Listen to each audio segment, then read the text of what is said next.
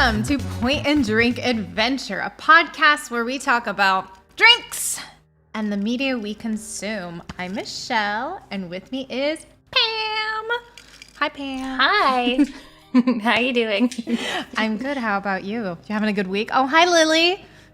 I am having a good week. I'm looking forward to drinking this and also just doing the podcast in general. But yeah, it's been a good week. I've got not much work to do left for the week. So everyone's on vacation because it's March break here, or spring break, I feel like it's called in the States. So like half the people I work with are on vacation. So this has been like a real quiet week, which has been nice. Ooh, I love those weeks. That's the weeks you don't take vacation because everybody else is gone. When everybody is there, that's when you take vacations. Exactly. Yes. I feel that way about the holidays. Everyone always goes out of town. I'm like, nah, dude, I'm here for nothing. I know. I never take off. Like the time between Christmas and New Year's, I never take it off. And I also never do any work. I hope no one who works with me is listening to this. Shh. I do the same thing. So we're both in trouble there. It's fine. Yeah. But today we are being festive because it's just going to be spring right around the corner, right? Like next week? Right around the corner.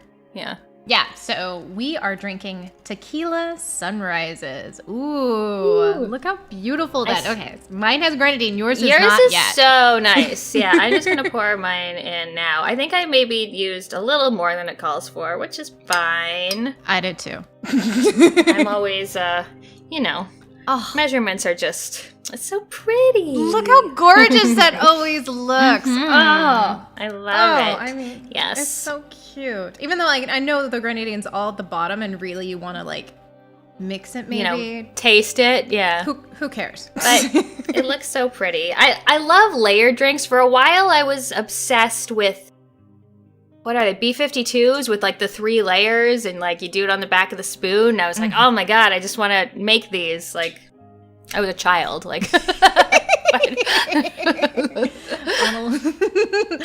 Yeah, me too. Something so, I don't know, just special about a layered drink. It's so simple. This is literally 4 ingredients, maybe, and it's just gorgeous. I'm gonna take a sip. Lily's having a drink now too. Oh, that a girl, Lily. So, what is in this Tequila Sunrise? Yes, what is in this? Well, obviously tequila, which I know you're not a huge fan of tequila unless it's in a cocktail form, which I feel like almost brings a little saltiness to this cocktail. It is, yeah. Yeah, with the other things, it feels a little salty, which I kind of like. Yeah, that's interesting. Yeah, I wasn't expecting that, and I was just like, oh yeah, it does taste a little salty. Okay. Yeah, what else? That's from the tequila. But so 2 ounces of tequila, 4 ounces of orange juice, and then a 1/4 ounce of lime juice. You mix that all together in your glass with some ice. Oops. And then you add the grenadine last in order to get that beautiful effect. So we have and then that's it. You just, nice. I don't have to garnish with wine. I'm going to put it in there because I want to drink this, but yes. I haven't seen it with the lime juice before. Usually it's just, I don't know, the recipes that I've seen have just been the orange juice and the tequila and the grenadine, but I really like the addition of lime juice, partially just because I love limes. It's my me favorite too. citrus, but... Yeah, me too. I guess it doesn't necessarily have to have the lime juice, but that little extra bit of that sourness, because orange, you don't get that brightness of sour so much. Exactly. I think it adds a nice little bit depth of flavor to it. Yeah, for sure. So, yeah. What do you know about Tequila Sunrises? Anything fun? I know there's a song by the Eagles. Great song, right? Great song. Great song. Everyone loves the Eagles. Everybody loves the Eagles. We have an inside joke going on right now because one of our friends does not like the Eagles. Hates the Eagles for some reason. Whatsoever. Yeah. Unknown, but Tequila Sunrises.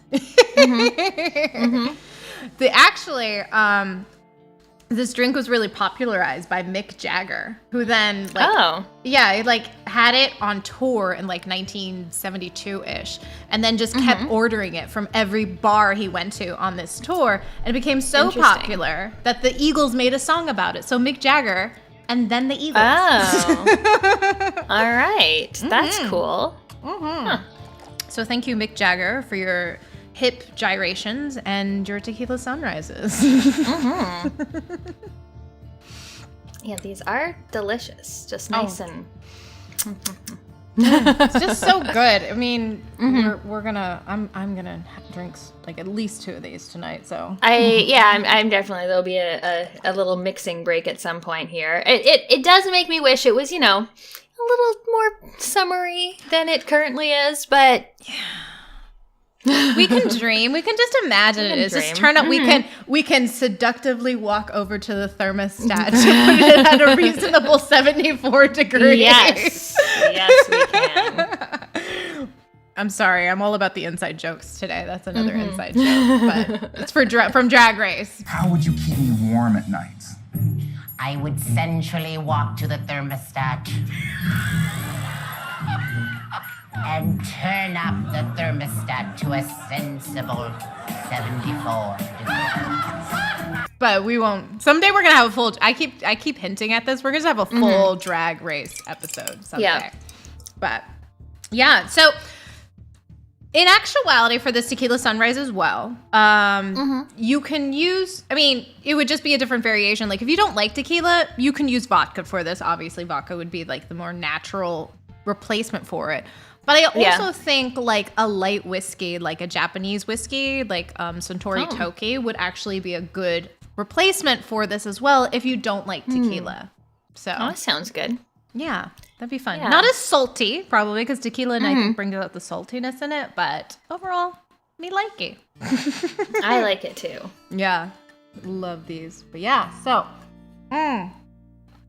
as we're drinking these beautiful layered drinks, like, God, look at that. It's so pretty. I just can't get over how beautiful it is, and then the huge amount of lipstick on my glass. But let's talk about what we have been watching. You've been watching a lot, Pam. I have. I watched a lot of movies over the past couple weeks since we recorded last. The first thing I watched is called Catfight. And this is one of those ones where I was just scrolling through whatever streaming service I was on, and I was like, "Oh, there's Sandra Oh," and I was like, "Okay, let's watch this." So it's sort of a satire. It has Sandra Oh, and she is like the rich wife of this Republican man who like sells weapons to the military or something, like makes money in bad ways. And then you have Anne Hesh, who is sort of like an artist, more like liberal, kind of like hippy-dippy. And they meet at a party where they sort of have a interaction that says that they knew each other in college, but now they get together and they literally get into a knockdown brawl.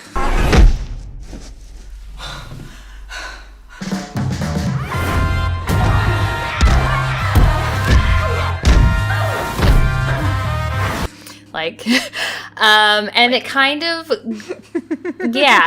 but with like really intense, just like punching each other in the face multiple times. The sound effects in particular in this movie are like so loud and like extra for like every punch hitting and everything. And it was, the fight scenes were actually really good. Like they were just brutal. There was, there's a few of them as, one of them sort of finds the other has like ruined their life and they told them to blame. So then the one goes after the other, and it just sort of goes on like this about how, violence begets violence. But at the same time, it's just a rather kind of obvious satire of these two kind of stereotypes of people and how they act.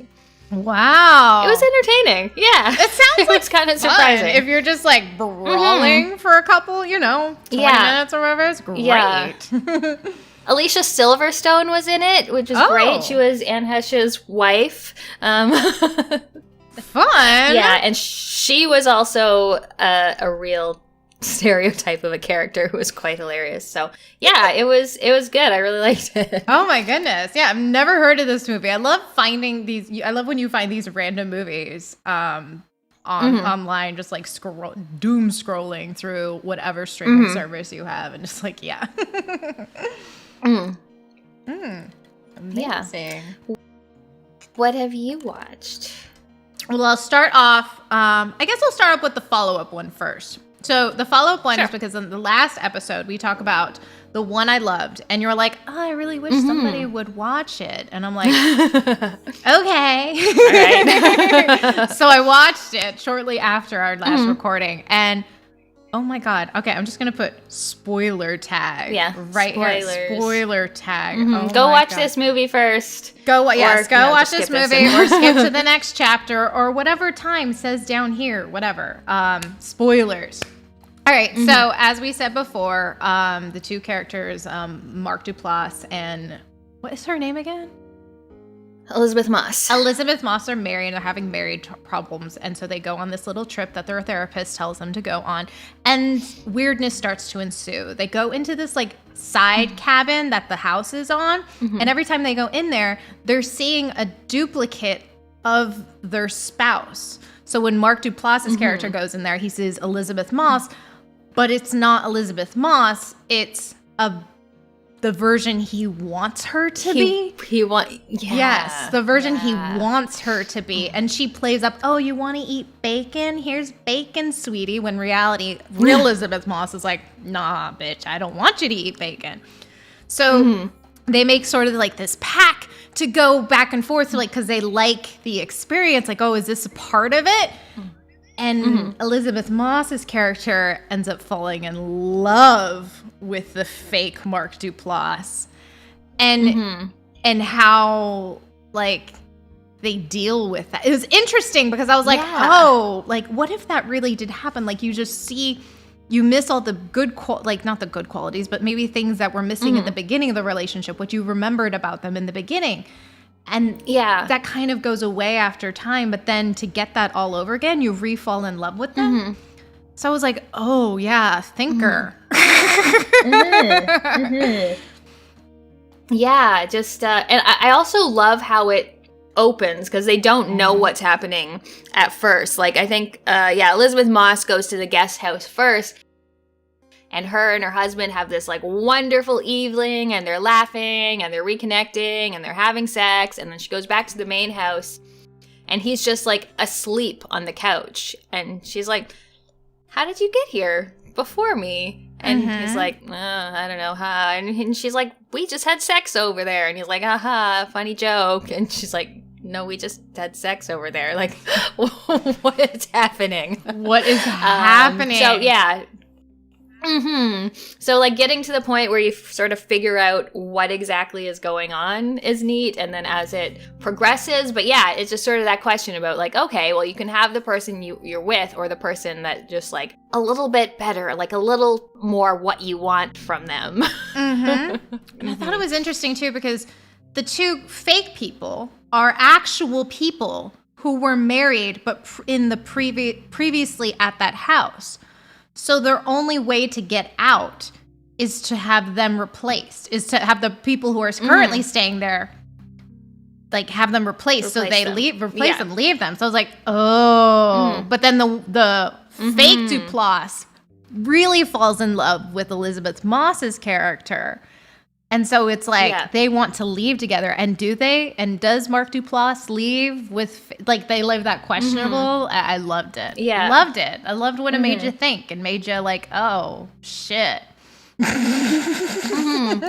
I really liked it. I thought it was so well done. Like, I thought Elizabeth Moss and Mark Duplass did, like, such a good job. And, I mean, it's basically just them. I mean, two versions of them.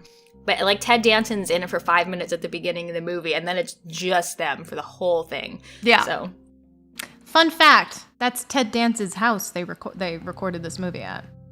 Oh, really? Yeah, because it was his son who's directed it. Oh, interesting. Yeah. So, he has a nice house. I mean, obviously. Yeah, I'm not surprised. Yeah. But loved it. Thank you for the recommend. Awesome. It was great. Yeah, I'm glad you watched it.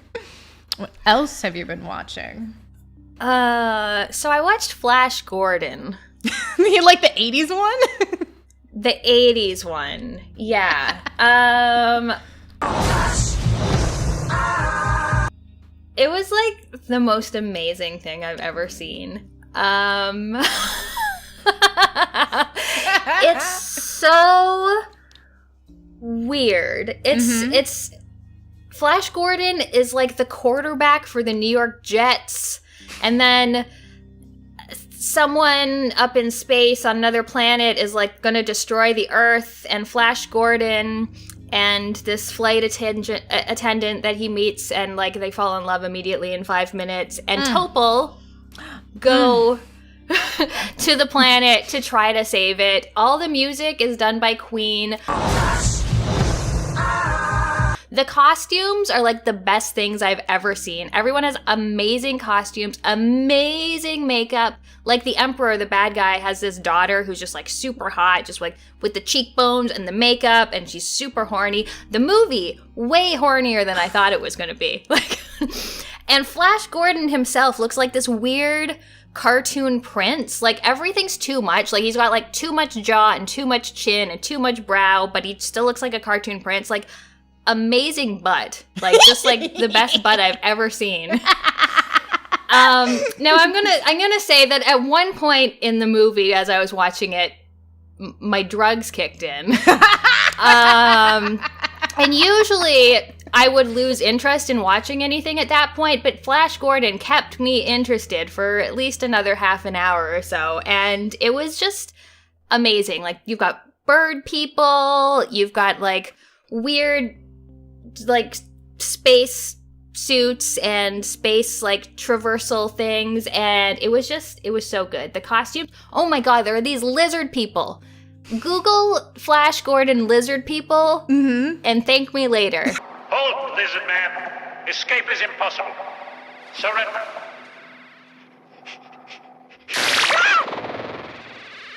I was obsessed when I saw these. It was the most amazing movie I've ever seen. It was so stupid and so good, and I loved it.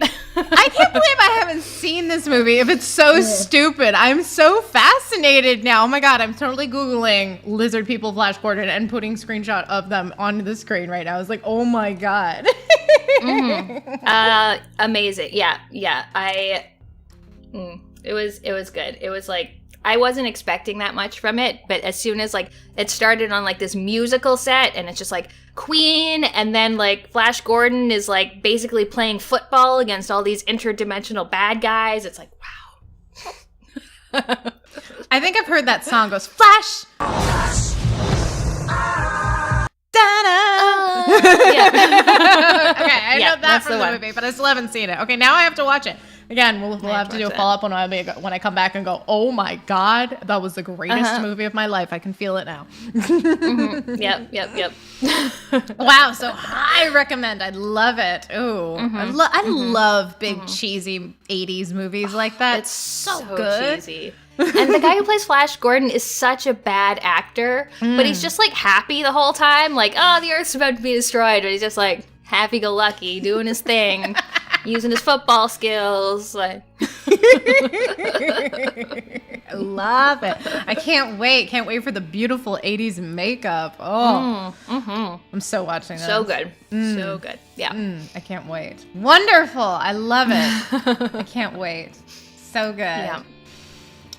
What have I been watching? Right. You're going to like the next one I picked. I think you just did a podcast on this recently, didn't you?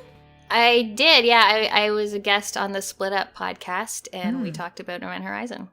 I'll put a link to that in the description. So, yes, I watched Event Horizon,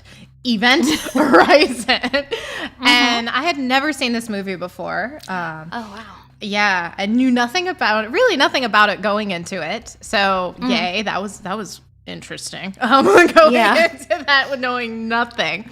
And I love sci-fi, so I was like, ooh, this is my jam. I probably don't love it as much as you do, but oh my god, I kind of love it because it's kind of like, I think there's a lot of nostalgia that can be had with that movie, you know? especially if I was like younger watching it, because of the atmosphere. The sets are great. Sets are so good. I love the ridiculousness of the actors, especially what's his Jurassic Park guy. He's Sam Neill. Sam Neill. He's so ridiculous in this movie. But so pretty much Event Horizon is about this ship called Event Horizon that exploration in space is like, 50, I think it's 50 years from now. I forget when the movie is set, or 100 years or 200 years, whatever it is. It gets sent out to like Saturn or Jupiter, one of those planets, and then just disappears. And so that was like a huge, big event. What they tell the public is that it exploded, but in reality, of course, it didn't explode. So, again, Jurassic Park guy who I cannot, Sam Neill. Sam Neill and rescue crew get sent out to get this distress signal. That's when Sam Neill tells them, oh my God, this distress signal is actually Event Horizon. They all go, oh shit. And so they go on the Event Horizon and craziness ensues. And yes, how it's like, first off, the gore in this is... Oh, yeah. There's a lot of gore. There's a lot of gore. There's a lot of gore. There's like a supernatural aspect to it. And not supernatural, I mean in space. I mean, is there a heaven and is there a hell? Yeah. Kind of realities to it, which I thought was very fascinating and kind of really cool for this kind of sci-fi world, interdimensions and stuff. And I thought it was really cool. This is not really spoilery, but the way they described like traveling, like space travel through like black holes and stuff that Interstellar stole from them, the folding of the paper and poking a hole through it. I'm like, oh, really, Christopher Nolan? And you saw this movie first before you wrote that script. I see. But I loved how fun it was. It was the set design, again, amazing. Really intense. Some of the story, I'm not going to lie, I was a little confused with some of the things. Like, was Sam Neill on Event Horizon, maybe? Like, although... He wasn't... Or was his wife? I felt like his wife was or something, or I don't know. No, I feel like he just had a weird connection to the ship because he built the ship.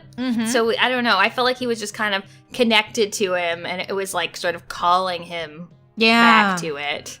But yeah. Yeah. Like I love the room that the ship's core is in. Yeah. It's amazing. So cool. Spiky. Yeah. I'm like, why is it spiky? And then nobody lands on the spike. This? I think, yeah, who would design you fall over and you die? Like I trip and I'm just like getting impaled by a huge spike. I'm like, what's the purpose of it? But I loved it. Absolutely loved it. Great, fun. I thought it was fun. Is it the best sci-fi movie I've ever seen? For me? No. Is it for you? Is it one of your favorites? Yeah, for sure. I mean, my favorite... it's my favorite horror movie. So, yeah. Yeah, in a horror category, yeah. And sci-fi for me, no. But it's up there for horror. I think Alien would still be my favorite horror sci-fi movie. But that was fun. It was fun. I liked it. Good times. Awesome. I'm glad you liked it. Yeah. Yeah. But... what else have you been watching? I really like the next one. So something which I had never seen before, The Hunt for Red October. Yeah. Which is one of those movies like was always sort of like there in the periphery, but I just never managed to watch it. So finally sat down to watch it. It's got Sean Connery as the Russian captain of a nuclear submarine who kind of absconds with it. And Alec Baldwin as, what's the guy's name? Jack Ryan? Is it Jack Ryan? No. Is it Jack Ryan? I have no idea. I don't remember what his name is, but it's probably Jack Ryan. It's one of those Tom Clancy things. I think it's Jack Ryan. As the, like, he's a CIA agent, and he is just like this big, smart nerd who's like, oh, I know why he's taken the submarine, and I think this is what he's going to do. And so he's just the guy talking to, the president's council and advising them, not to blow up the submarine. And it just sort of goes between them and then what's actually happening on the sub and all of these people who are trying to sort of defect from Russia. And it's really good. Another one with just an amazing cast. Just great cast altogether. I really liked how they did the language change. It was really interesting because at first everyone on the sub is actually talking Russian, and then it sort of like zooms in on someone talking, and then it sort of like zooms out and now he's talking English to kind of like give you the impression that, you know, they're still actually talking Russian. Ekraniashi adjeżdżu swaju. I on sabralek na miejsce. Nazywaемое по-еврейски Armageddon. And the seventh angel poured forth his bowl into the air, and a voice cried out from heaven, saying, "It is done." Although some of the accents, like, Sean Connery got to keep his normal accent. I mean, Tim Curry got to keep his normal accent. Sam Neill had to put on a Russian accent. He didn't get to be a New Zealander. Yeah. I really agree though with that shot. I love this movie, but that shot resonates me whenever they like, why don't more movies do this? Like, it was a way to transition, like, to get the audience to understand, yeah, we get it. We're not going to make these actors try to speak Russian or, you know, or fake Russian accent in. We're just going to do, and it makes so much sense. Like, do this more. Come on. Love it. Yeah. So yeah, it was good. It was a lot of fun. I love that movie. Also, I remember reading that book long time ago when I used to read books. I don't read books anymore. I'm not like you. I'm cool in reading books, but it's a really good book as well. Like, yeah, I love it. Sean Connery's so sexy. Yeah. His whole like hair, facial hair situation is just like perfect. It's like someone just painted it. Like, the man has a good barber, right? Or just a good head of hair. Yeah. Whichever.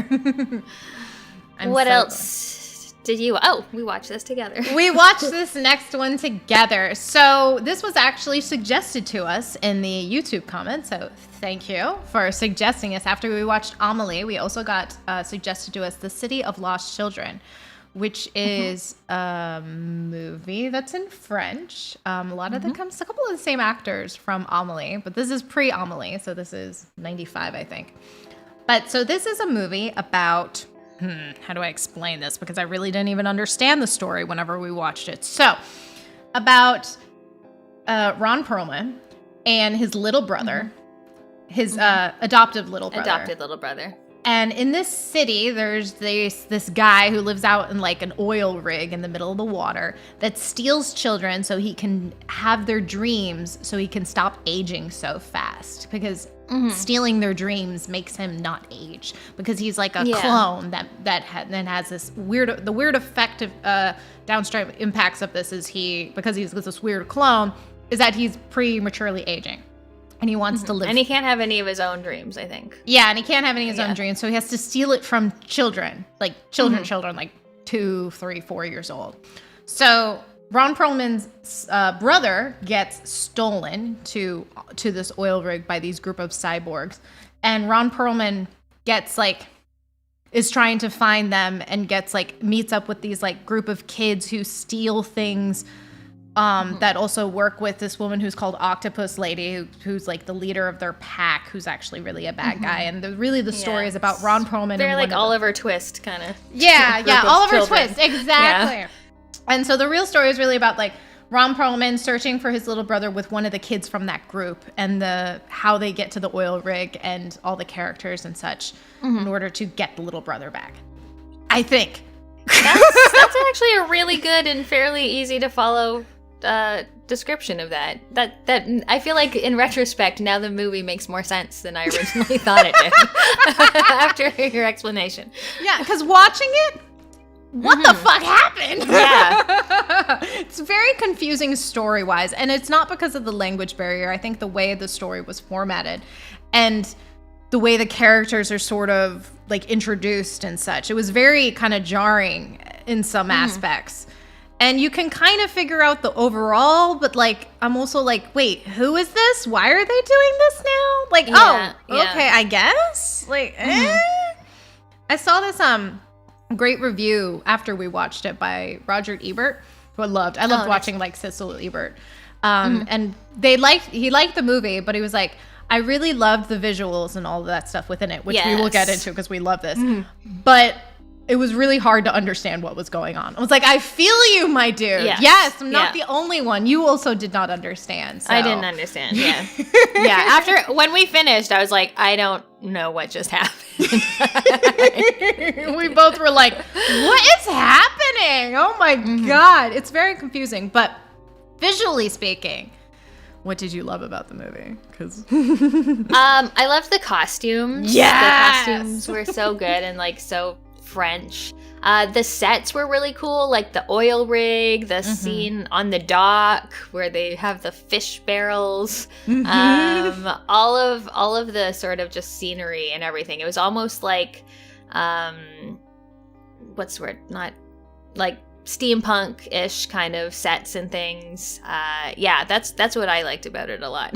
Yeah, visually incredible. Cinematography, great. A lot of really interesting shots. A lot of fishbowl socks. Fish islands. Fish island, yeah. Fish islands incorporated into it, which I thought it didn't feel like a lot of times I don't like fish islands because I think it's just like, it looks cheesy. But the way they did it in this movie, it felt appropriate and felt really good. So great in that sense. And Ron Perlman also does not speak French, but he spoke French the entire time. He did. Yeah. He did a great job.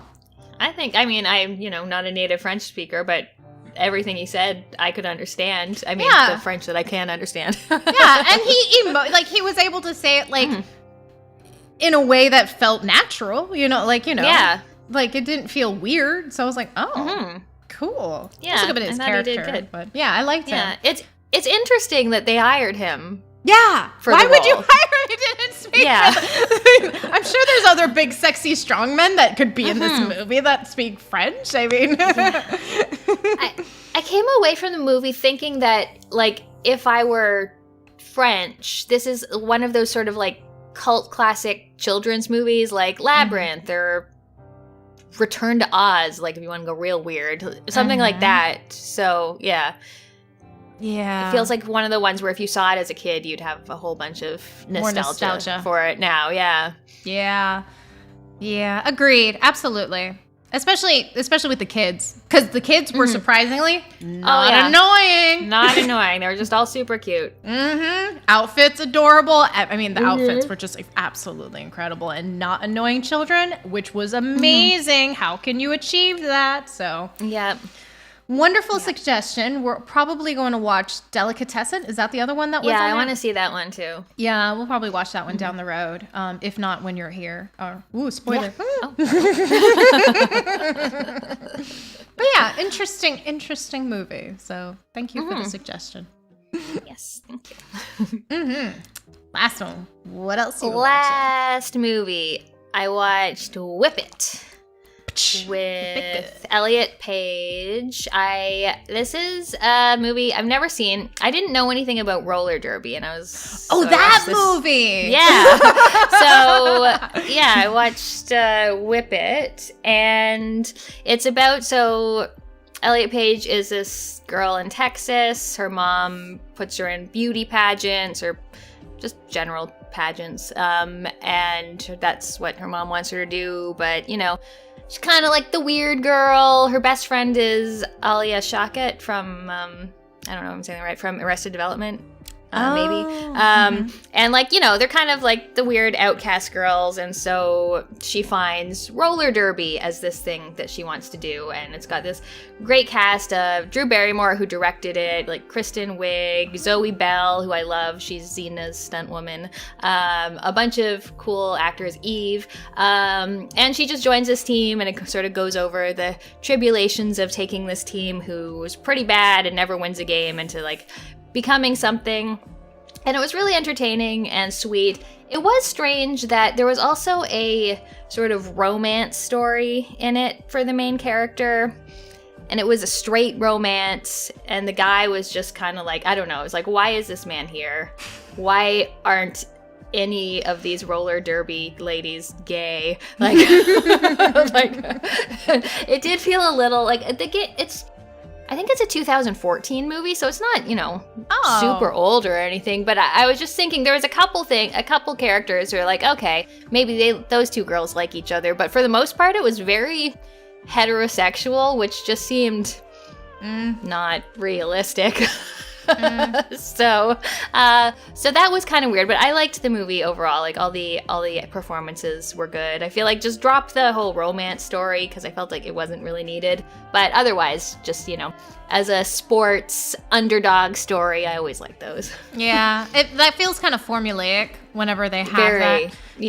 Yeah. Like so many typical sports movies like that, you got to have the romance in order to, I guess, in this aspect, because it's roller derby, it's, like every other sports movie, it's to have the women pleased, to have the romance in it, because it's about baseball or something, you know what I mean? But yeah, formulaic, meh. Yeah. Yeah, but it was a fun movie. Otherwise, I liked it. I didn't realize Drew Barrymore directed. Good for her. Nice. Yeah. Also, weirdly, it had one of the Wilsons, not Owen or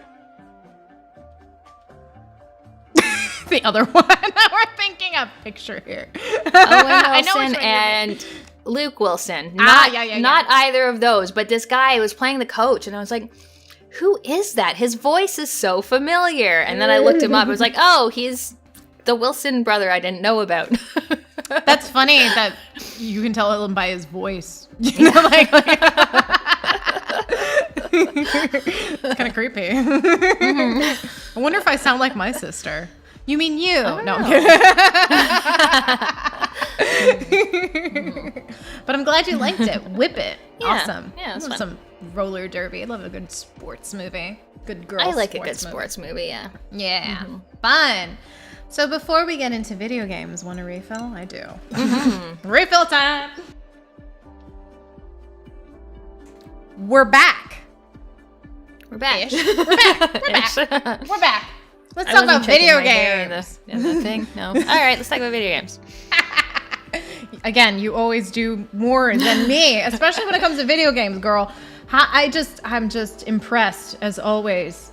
What games have you been playing?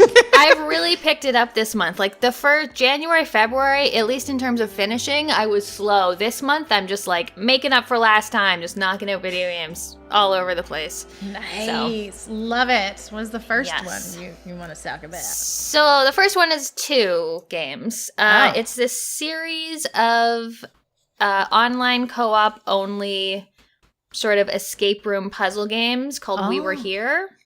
So the first one is We Were Here. The second one is We Were Here Too. So I played through those. These 2 are both quick little short games, like took maybe an hour and a half each to beat. I feel like the third and fourth games get much longer.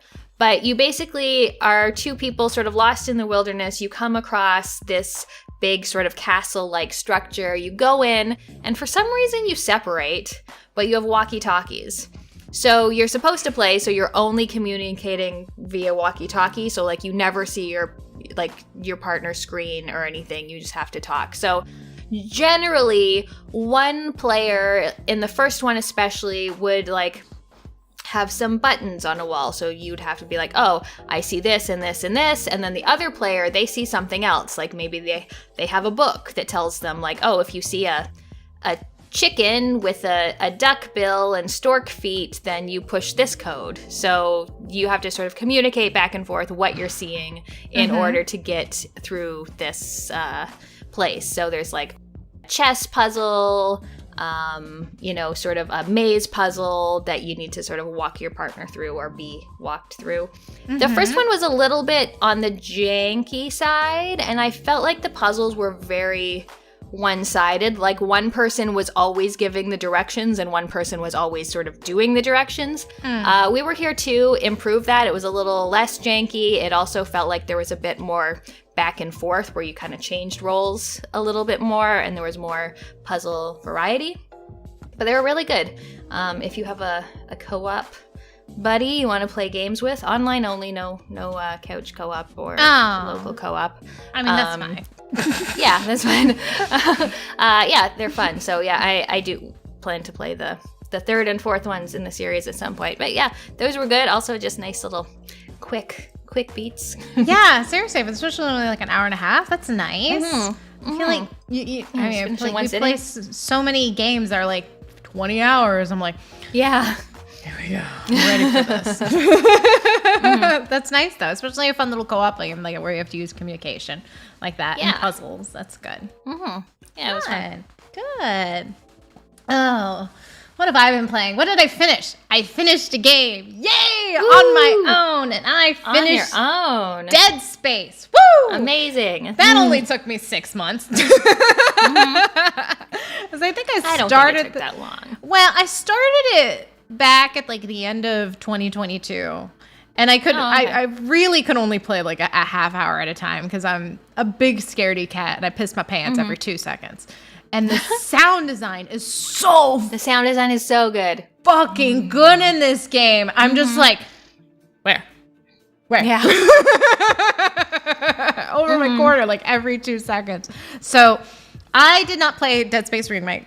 Because I'm really into right now, just playing originals right before or right when remakes come out. Yeah. Because I've just started Resident Evil 4, and I've never played Resident Evil 4. And again, Resident Evil 4 remake comes out in like next week or 2 weeks, whenever it is. I'm excited for that one too. Yeah, and I decided I'm going to play the original. And so started that, and so far loving it. But Dead Space, we're on to Dead Space because I finished that. Dead Space is a wonderful game that is incredibly creepy. I honestly don't think it needed a remake. It's been a while since I've played it, but looking back, I feel like it still looks good. It still plays well. Like Yeah, absolutely. So overall story, you're a dude that is on a ship. Isaac Clarke. Isaac, yes, you're Isaac, and you're on a ship, and this ship is gone to shits, and it's you and your buddy girlfriend, not your girlfriend, because your actual girlfriend is like somewhere on the ship. So it's you and your buddy on your face cam trying to figure out how she just tells you what to do all the time. What to do. And she's like, oh my God, I need you to go do this. And you're like, okay, silent protagonist, I'm going to go do it the whole time. But yeah. We're going to say spoiler alert. Spoiler alert for game. I'm very surprised at the ending. Were you?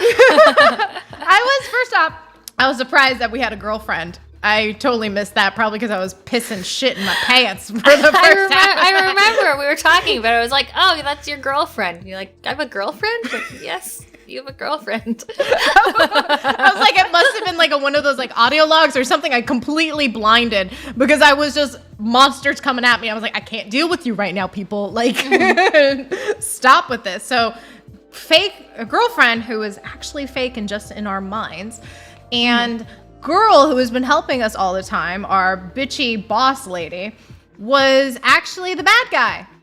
Or though, are we the bad guy? Like, I'm not sure who the bad guy is. No, we're not the bad guy. We're not the bad guy? We're just insane? Just because we see visuals? Oh, yeah, we're just insane. Yeah. We're just a little crazy. But all these, what are they called? The markers? The markers drive everyone insane. So, and then they want to, capture the markers, but the markers make people necromorphs, and so, Yeah. So, gameplay-wise, I thought it was great. The shoot felt really good. I loved the monster designs, were fucking horrifying. Yeah. The few couple boss battles that you go through they're fun and also puzzly. Because it wasn't just you had to just shoot them to kill them. There was a lot of times like a thing you had to do. Like one of them you had to lead him to like the end of the ship to like blast him in the butt, So like you had to use your little like telekinesis thing to slow it down, And it took me like 10 minutes to figure that out. I'm like, why isn't he dying? Am I doing something wrong here? And like, just running in circles, losing all of my ammo, just, again, shit in my pants because this game's fucking scary. So I really enjoyed the game. What I hear people complain about the game the most is like some of the anti-gravity portions of it where you like shoot yourself to the wall and such, which I didn't mind at all. I thought that was fine. I didn't mind though. The problems I had the biggest problem with when playing is when something would pick you up and hold you upside down, and then your controllers, what you'd have to like do inverted or uninverted, in my case, controls, that I was real bad at. Yes, like when the little snake dude grabbed you and you had to shoot it, and it's like the little pussy parts, because you always got shit the pussy parts. Yeah, those parts were jarring. And the worst part, I think the worst part of the whole game was the happy little mini game where we have to shoot asteroids. Which I keep hearing in like reviews of the new one that they don't do that anymore, and how that was the worst part of the game, and I have absolutely no recollection of that. I think it's just like, it was pretty difficult. Just because I'm sure. there's so many things flying, and the controls for it were really clunky. So it was just difficult in that aspect, because I like 5 things are flying at you at once. I'm like, well, I only can pick 2 things to shoot. Here we go. Like, we got to pick our battles here. But it was just very clunky in its design. So they probably, hopefully, been improved in the new one. But we got through it. It was only just a mini game. It's not the whole thing. So we're fine. But I didn't like upgrade a lot of weapons or anything. I just stuck to the main weapon, the plasma cutter, and just upgraded that to maximum, and then we're here now. And I backed that in like chapter 9 or 10. I was like, yeah. Nice. So great game. Loved it. Awesome. I'm so glad you played it. Yeah, it's one of my favorite horror games. So yeah, I'm not big. I mean, you've seen me when we played Soma. I like scream if something's scrubbing at me. So that's why it took so long. And I was a little scared to start Resident Evil 4 because I can't handle, that's why I've never played the first 2 Resident Evils, because one, tank controls, and the whole horror aspect of it, and survival horror especially. Like, I need to have a shotgun with a lot of ammo in order for me to like cope, because I'm like you, I don't like stress. Yeah, Resident Evil 4 is pretty goofy. Like, it's, Yes. Yeah, I get that now, and I'm like, oh, this is okay. Very silly. It's goofy. This is okay. You're like suplexing zombies and just like whipping everywhere, and yeah, I'm realizing that now. I'm like, oh, this is okay. I'm okay with this. Where, it's not like Dead Space where I'm shitting my pants. So, yeah, I'll talk about that someday. But love it. Yeah, awesome. What else have you been playing? So I just finished up a new adventure game on stream. Usually Sunday afternoons I play adventure games. So the last one I played is called Nightmare Frames, and it is a pixelated point-and-click adventure. You play the main character, whose name I completely forget now, but he is a screenwriter. He writes horror movies, and he's a very successful horror movie screenwriter, but he's also a dick and just kind of looks down on the whole horror community and is like, I don't want to write these crappy movies. I want to write Oscar bait drama films. But everyone just wants him to make horror movies because his horror movies make money.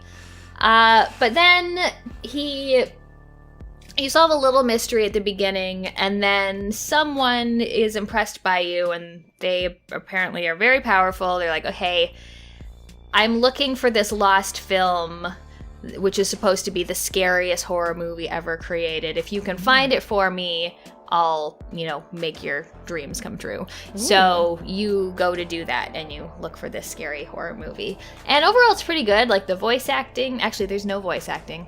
I did all the voice acting. I was going to say the voice acting's so good. No, but actually, after every stream, my throat hurt just because of all the talking that I was doing. But the writing's pretty good. I'm such a good voice actor. Oh, man. There's also, it's like 80s, so there's just like all of these 80s horror references, which are really good. The puzzles are pretty good, like nothing's too moon logic-y, and it gets to be kind of like weird and disturbing at parts, which I really liked. So it was fun. It was fun to stream through. Everyone else seemed to like it on the stream, so. Nice. I love your Adventure Sundays. I usually troll in there for a bit to see what games you're playing and like see funness for it. Yeah, that one looked really cool. And great voice acting. Thank you.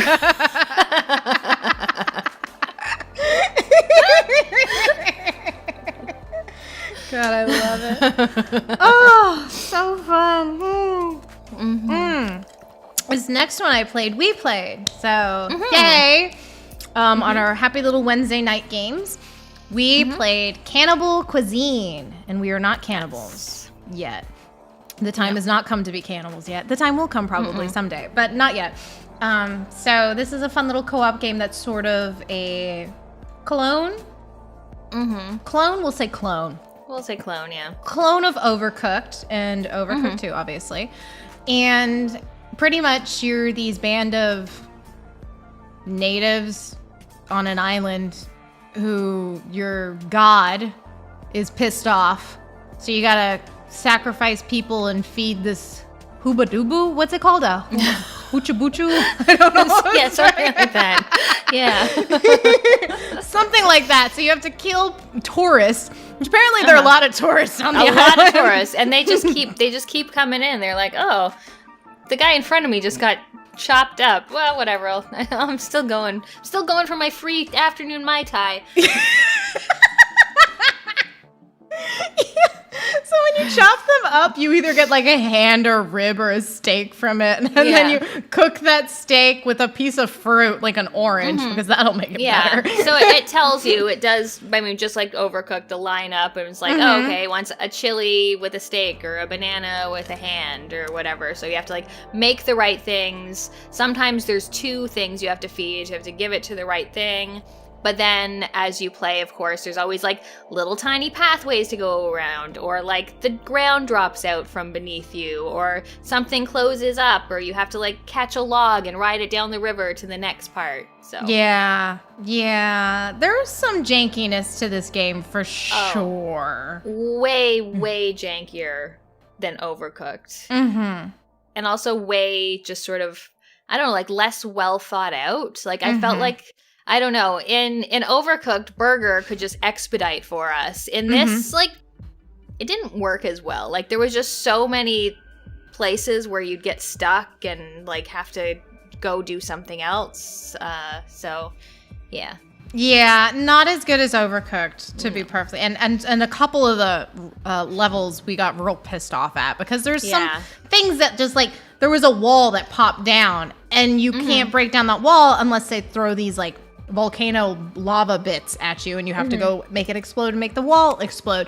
And there'd be sometimes you wouldn't get one for like a couple minutes, and you're like, how am I supposed to get this wall down and feed this dude? Like, it was just bad. You just get a bad, was it RNG that they call it? Like bad round of spawn, and you're just like, I guess this sucks, and you try it again and then it's fine. So it's like this it's not balanced well, and just and then also the images were like too similar or too tiny, because your characters you can't tell, like, even when like the order is up and you put the thing onto the little grill thing, you're like, okay, that's hand orange icons. Maybe, and I just need hand orange, and then the picking up, like I'd accidentally pick up an orange but just place it on the fire, so now I have hand orange. I'm like, that doesn't work. Like, sucked. It was much jankier. It was harder to tell your characters apart, because there was like hats and things you could put on them, but they're all the same shape generally. So it just made it a little harder to read.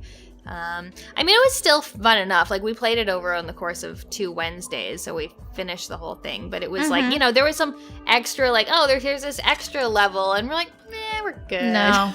We're good. We beat it. We got credits, was literally 1 page, and which, you know, cool, like, good for you guys. But it really, there was just some jankiness to it that I think could have been better. It's all right. You know, was it worth the $13 we paid? Meh.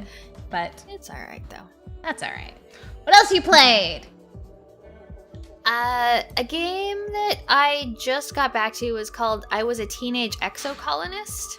And I remember when this one was announced a while ago, I was really excited about it. It's on Switch, which is why it took me so long to play it. But so you are you and a bunch of people leave the planet you come from to go to a new planet to sort of colonize it as a new home for humanity or whatever. And so you start, and I think you're like 12 years old when you start. And so it's basically kind of a bit of a life sim RPG. So you can decide like, oh, okay, well, do I want to help my mom in the garden try to make plants grow, or do I want to go to school and learn this? And so you've got all these different stats which you kind of level up based on the activities you do at any one time.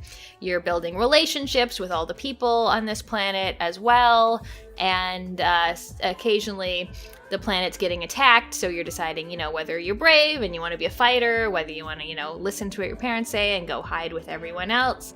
And the game is like a card game, so you're sort of collecting these cards and playing this card game for each encounter or for each skill check that you're doing.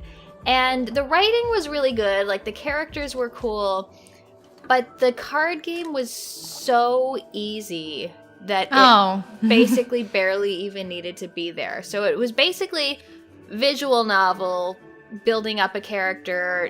The card game was a waste of time. And the other thing that it sells itself is that it's also a time loop game. So you finish your first play when you turn like 19 or 20 years old, and then it's like, oh, but things could have gone different, and then you wake up from the start again. But my first playthrough was like 10 hours long. I'm not time looping 10 hours. So that whole thing just seemed like not even a concern, because I really like time loop games, but I can't play multiple 10-hour runs of this. So no. Yeah. It just ended up like, oh, this writing is nice, the characters are cool, but like the card game, not good. The time loop, not even a factor. So overall, I was just kind of like, meh. Yeah, 10 hours too long. I can barely play through 10 hours at this point in my life through one game, let alone multiple. This is not 1999 where every game is 70 hours long. No. I've got time for this shit. Let's go. Exactly, yeah. There's hundreds of games coming out every month. I don't have 30 hours to dedicate to playing 3 times in a row. No, and then what's the benefit really from it? Like, what extra are you gaining from it? Just besides saying a little bit different? Is that That's a good point. I think it's just supposed to be a little bit different. That's a good question. I'm wondering if you gain something, like if you're stronger, if your stats start better the second time around. Even still, it doesn't seem really worth it. Yeah. So. No, it's got to be like, I don't know, really worth it. Yeah. Give me $1 million. I would play it again for $1 million. Absolutely. Yes. I mean, yes. But that's okay. We all can't hit, the jackpot with Dead Space every once in a while, right? It's true. What else have you been playing? Because I ran out. Let's be real. I ran out. It's fine. So the other game I finished is called Elderand, which is a new Metroidvania. Ooh. It's a pixelated one. Mm-hmm. It's very sort of eldritch. There's, old gods in this land, and every once in a while you come across some sort of sacrifice, and I sacrificed a bunch of people, which makes me think I'm probably the evil one. But you can choose, there's got different weapon loadouts, so you can be like a sword and board, you have a bow and arrow, you can be a magic user, you can be like a twin stabby rogue person if you want, and you can level up different stats, and it's all just very nice. I feel like the game doesn't do anything particularly unique or anything, but it's just a very solid, the combat's good, the platforming's good, the world is very nice, I like the map, there's lots of secrets and things, and it was fairly short. I think my in-game time was only about 5 hours, whereas my actual Steam play time was around 8 or 9 hours. But yeah, it was good. So what? What class did you pick? I mostly was just a warrior. I mostly just used my sword. You can also have 2 weapon sets and switch in and out. So I would like switch to a magic user with a staff. There you go. That's the Pam I know. But you also like only have so much mana. So I would just like quickly use up all my mana, and then I would switch back to the sword as my mana regenerated. So that's my Pam. I love my fireballs. Using up all your mana so you explode. Exactly. No concern for my own well-being. I was like, I have to kill these monsters. If I go down 2, that's fine. It's fine. Somebody will revive you. It's fine. So just an okayer. Nothing I mean, it was good. I think it was, yeah. I mean, not more like, yeah, it's good. Oh, like, so above and meh. Yeah. We're not reaching Hollow Knight status here. No, we're just hanging low. It's like this is nice, especially like 5 hours in game time. That's exactly easy peasy. Yeah, awesome. Let's talk about some pickups. I guess I'll go first since you had 2. All right. Yeah, go for it. I have vinyl. So I got this from Fangamer because we all love Fangamer, and I was having. I love Fangamer, and I was having a day. You know when sometimes you just have a day and you just buy vinyl? Like it's like every other day for me at this point. So I absolutely love the music from Chrono Cross and Chrono Trigger. Even though I've played Chrono Cross and never played fully through Chrono Trigger. I know, blasphemy, but it's fine. Whatever. The time thing aspect just never jived with me. I know. People are going to hate me. It's fine. So I got Across the World's Chrono Cross Wayo Piano Collection. So look how beautiful that is. It's a landscape. It's gorgeous. The vinyl itself is not that fun. It's just plain black. So nothing special about it, but you do get this fun little book about like the artist in it, and everything's obviously like a piano rendition to it and such.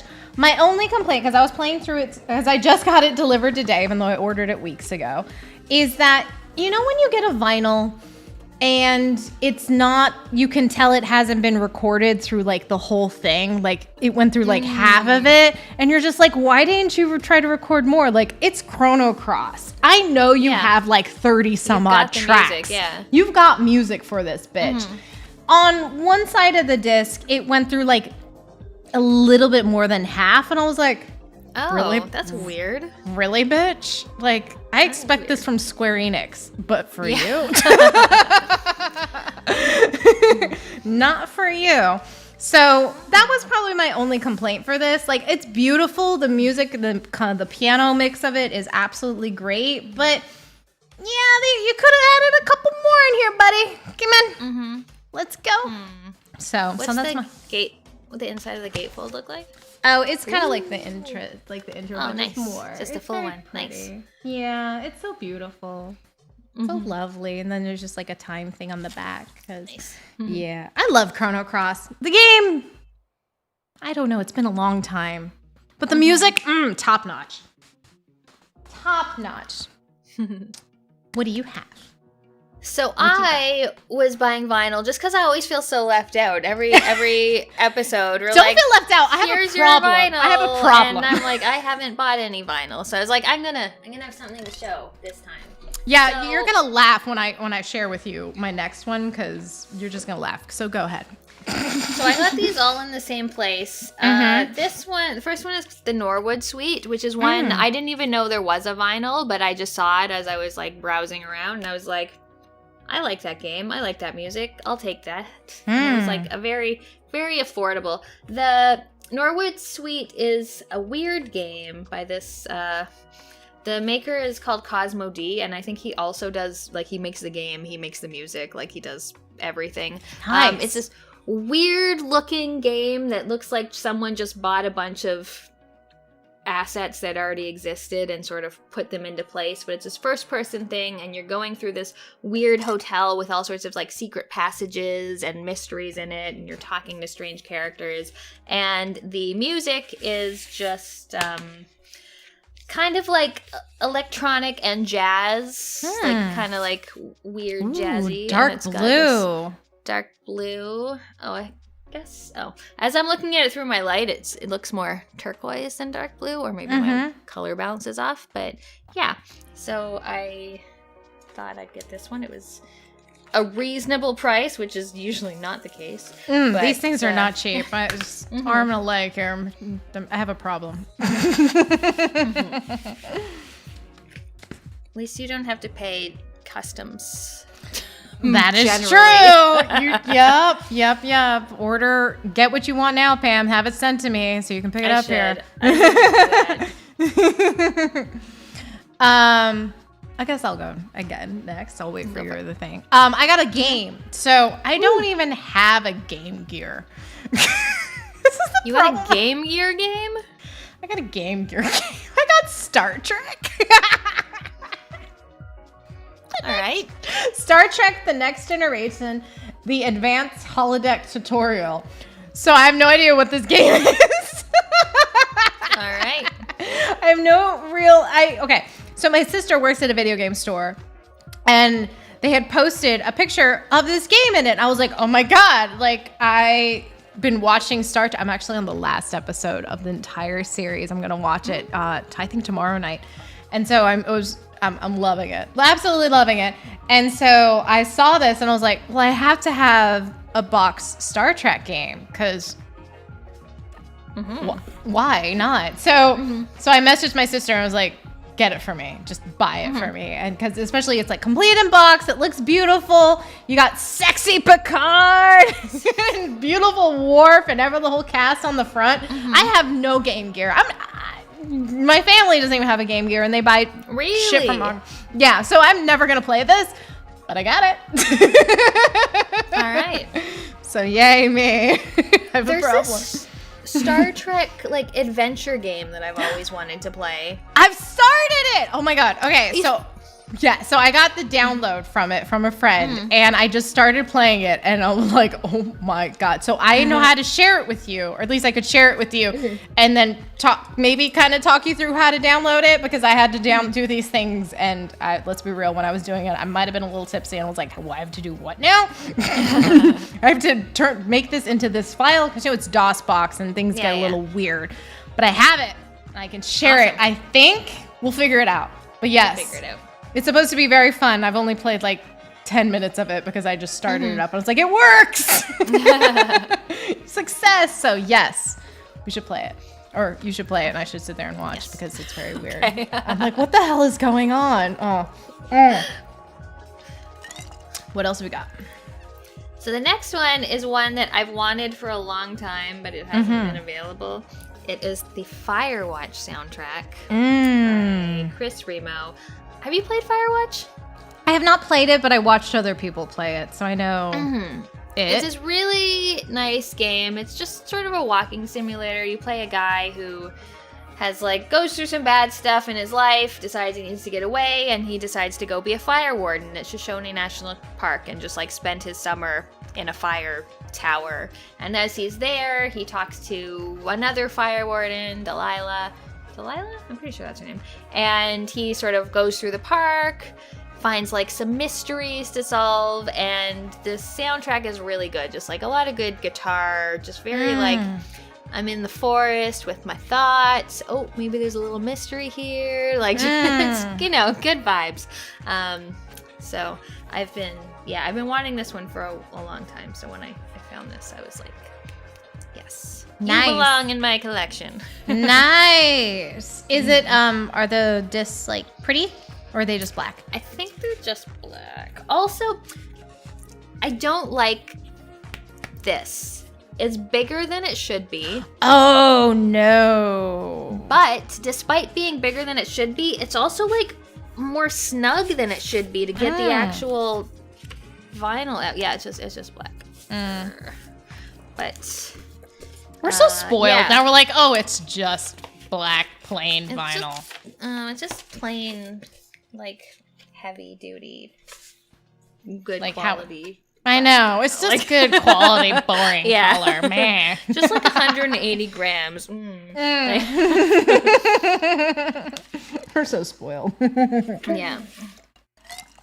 Nice. Yeah, I loved watching people play games. Walking simulators are not necessarily my jam. I think the only walking sim I played was What's Happened to Edith Finch. Yeah, what Remains of Edith Finch, or however you say that game. I know somebody's gonna call me blasphemous. Someone's gonna be mad. Yeah. Somebody's gonna be mad at me for mispronouncing the name because I know somebody who's that's their favorite game of all time and is even writing a book about it. Caleb. But I think that's the only walking sim I've actually ever played. I've watched other people and Let's Plays and such play walking sims, and I did really enjoyed watching other people play that game because I found it very fascinating and really, really fun, really unique. So yay, I love vinyl, so good. The only other, well, I do have another one that's going to be a surprise for you, but only other one. Oh, okay. No. I did also get a PS5. Yeah. I threw down. My sister heard at work that there's PS5s at the Costco, and I was like, really? And then I was like, okay, here we go. So my dad actually went to the Costco for me because I was having a lazy day. And I got a PS5 finally. They were actually in stock. And I got the bundle one, so it's the God of War one. So I got a God of War voucher, which I'm really kind of pissed about. Like, why are you going to say God of War included? But it's not a physical edition. Yeah, it's just a voucher. Code. Yeah. Go fuck yourself. Yeah. But yeah, so I got that. Stole a couple games from my sister, so now I have a PS5. I have yet to play a game on that thing. I've had it for like a couple days. I just have it now. Yeah. Yeah. I mean, when Final Fantasy comes out, that's when I'll really play it. But until then, I'm going to try out Crisis Core Reunion on it. Until then, so yay. PS5.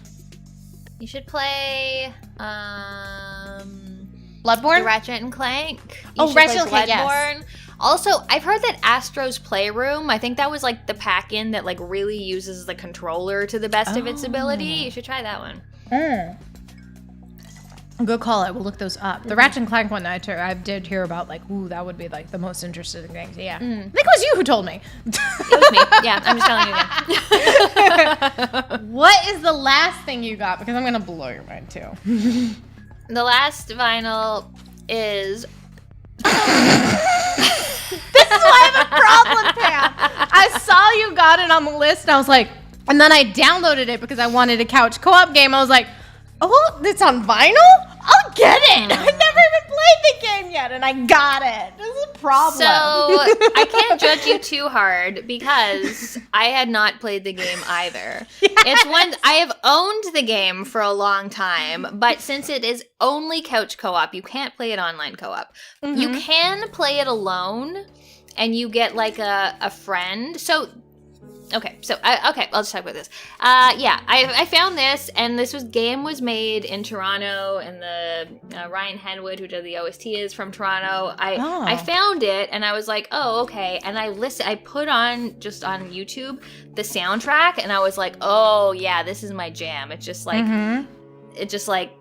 really good, like, electronic dance music that it comes on. I was like, yeah, I'm just gonna dance around my apartment to this. So I really like the soundtrack. I was feeling very antsy about the fact that I had not played the game, but on Monday after climbing, I played the game, so I can say that I've done that, and it's really cool. It's like super cute. You have these like little bunnies and little frogs, and you have to save them. So you're just in a spaceship, this like round spaceship. And it's got all these stations. So there's like a gun at every cardinal direction.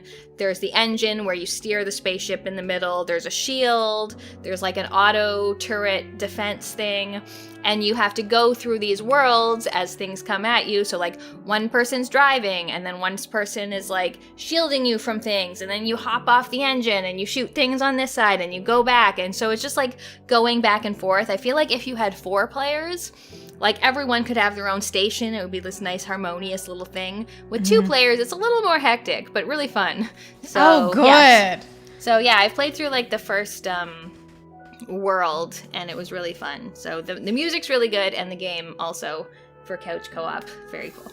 Yeah, I love the art on the cover as well as look at this. Is yours splattered like that? I don't think mine's splattered. We got variation. No. Oh, yours is pink? Hold on. I have a pink. So mine's a splatter one. Oh, and that one's like see-through. Yeah, that's splatter. Like, see-through splatter, like magenta-y.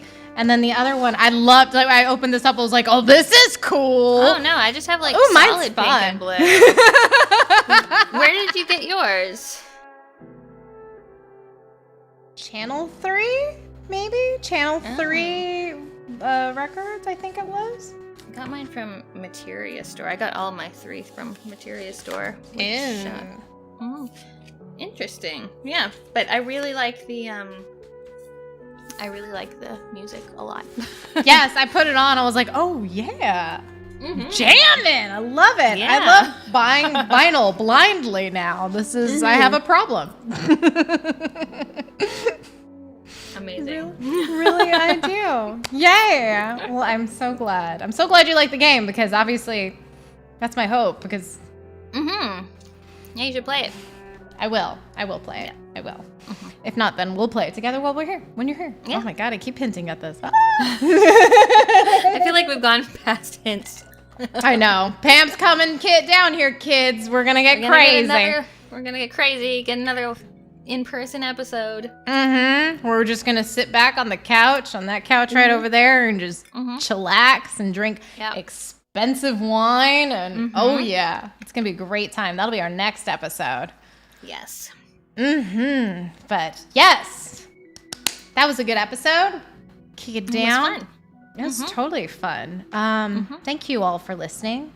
If you'd like to talk to us, you can email us your questions, comments, or concerns at pointandrinkadventure@gmail. I sound like I'm at work, right? Questions or concerns. I don't know how many times I say that at work. Like, please, if you have any questions or concerns, oh God, email us at pointandrinkadventure@gmail.com. Or leave us a comment on YouTube, because obviously we read them, because we watched a movie based upon comments on YouTube. We did.